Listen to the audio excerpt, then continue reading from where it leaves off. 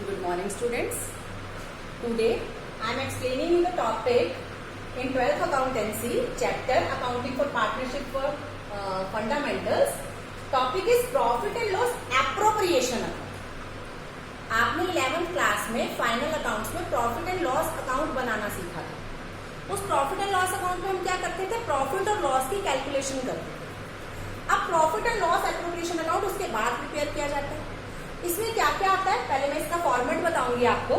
सबसे पहले हम यहाँ पे स्टार्ट करते हैं बाय नेट प्रॉफिट्स। ये आपको क्वेश्चन में गिवन होता है कि कितने का बिजनेस को प्रॉफिट हो, वो आप यहाँ मेंशन करेंगे। उसके बाद क्रेडिट साइड में एक और चीज आती है, that is interest on drawing.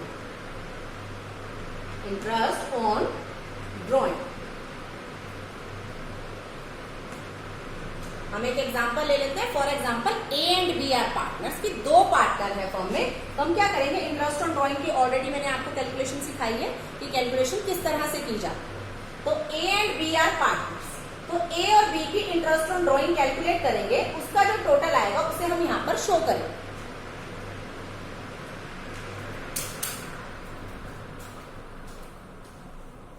उसके बाद डेबिट साइड में आएगा टू इंटरेस्ट ऑन कैपिटल।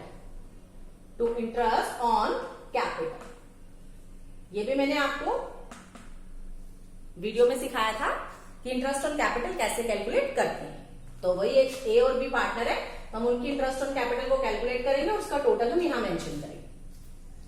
और क्या आता है इसकी डेबिट साइड में? Salary to partner. To salary to partner. अगर किसी पार्टनर को कोई सैलरी मिल रही है तो वो सैलरी हम यहां पर मेंशन करेंगे।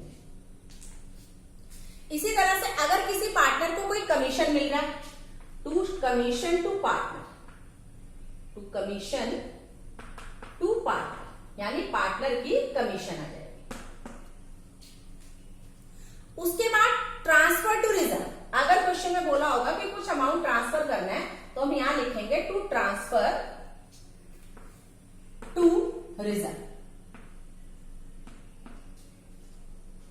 उसके बाद आपका क्या होगा? P and L appropriation account में बस इतना ही आता है। क्रेडिट साइड में नेट प्रॉफिट और इंटरेस्ट ऑन, डेबिट साइड में interest on capital, salary to partner, commission to partner और ट्रांसफर टू रिजर्व। उसके बाद डेबिट और क्रेडिट साइड का जो डिफरेंस होगा, वो अगर डिफरेंस क्रेडिट साइड का ज्यादा है और डेबिट साइड का कम है, तो आपका जो आंसर आएगा वो आएगा टू डिविजिबल प्रॉफिट और distributable profit.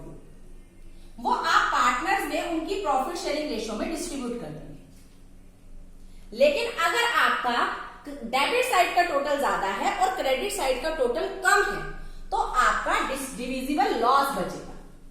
Bye divisible loss वो हम डिस्ट्रीब्यूट कर देंगे ए और बी में उनकी प्रॉफिट शेयरिंग रेशियो। किसी भी क्वेश्चन में दोनों नहीं बचेंगे, एक ही आएगा, या तो डिविजिबल प्रॉफिट बचेगा या डिविजिबल लॉस बचेगा। इसके लिए मैं एक एग्जांपल ले लेती हूं। फॉर एग्जांपल ए और बी पार्टनर्स हैं। ए ने 4 लाख रुपीज और बी ने 3 लाख रुपीज इन्वेस्ट किए। Interest on capital 10% per annum है। ए की जो ड्रॉइंग है वो है 5000 और बी की जो ड्रॉइंग है वो है 4000। और जो इंटरेस्ट ऑन ड्रॉइंग दिया हुआ है वो आपका एट द रेट 5% दिया हुआ है per annum. Salary to A given है आपको। Salary to A 10,000। Commission given है बी की, तो कमीशन टू बी 5,000। ये मैंने बस एक एग्जांपल लिया है ताकि मैं आपको फॉर्मूले में बता सकूं कि कैसे आपको इसको पुट करें। उसके बाद transfer to reserve. Transfer to reserve कि 10% ऑफ प्रॉफिट, यानी प्रॉफिट का 10% हमें ट्रांसफर करना है रिजर्व में। और क्वेश्चन में आपको जो नेट प्रॉफिट गिवन है वो गिवन है 1 लाख रुपीज। एक एग्जांपल ले लिया मैंने, अब हम इसे पुट करते हैं। सबसे पहले आपको क्वेश्चन में नेट प्रॉफिट लिखना है। आपको क्वेश्चन में नेट प्रॉफिट गिवन है 1 लाख का, तो हम यहाँ पे लिखेंगे नेट प्रॉफिट 1 लाख। उसके बाद बाय इंटरेस्ट ऑन ड्रॉइंग। अब उनकी ड्रॉइंग कितनी थी, ए की थी 5000, बी की थी 4000। तो हम यहाँ पे at the rate 5% per annum लिखेंगे और 5000 पे हम कैलकुलेशन करेंगे 5000 का 5%, 5000 का 5%, और पर एनम गिवन है इसलिए 6 मंथ्स की इसमें एवरेज भी लगाएंगे। तो 6 2 12, 125, यानी जो ए की ड्राइंग आ गई वो आ गई 125। बी का आपको क्वेश्चन में गिवन है 4000, तो 4000 इंटू 5% रेट है और एवरेज 6 मंथ्स के लगाएंगे इसमें भी,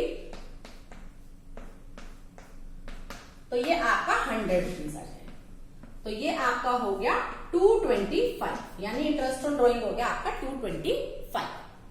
उसके बाद क्वेश्चन में है interest on capital. Interest on capital कितने परसेंट है, 10% per annum. Interest on capital तो यानी कैपिटल पे इंटरेस्ट लगाना है। 4 लाख का 10% 40,000, और बी की कितनी कैपिटल थी 3 लाख, तो 3 लाख का 10% 30,000।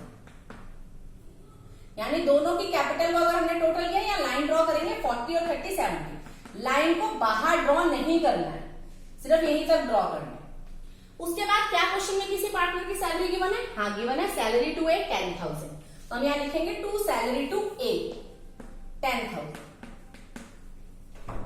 क्या कमीशन गिवन है, कमीशन गिवन है हमें बी की 5,000, तो to commission to B 5,000 rupees हमें कमीशन गिवन है।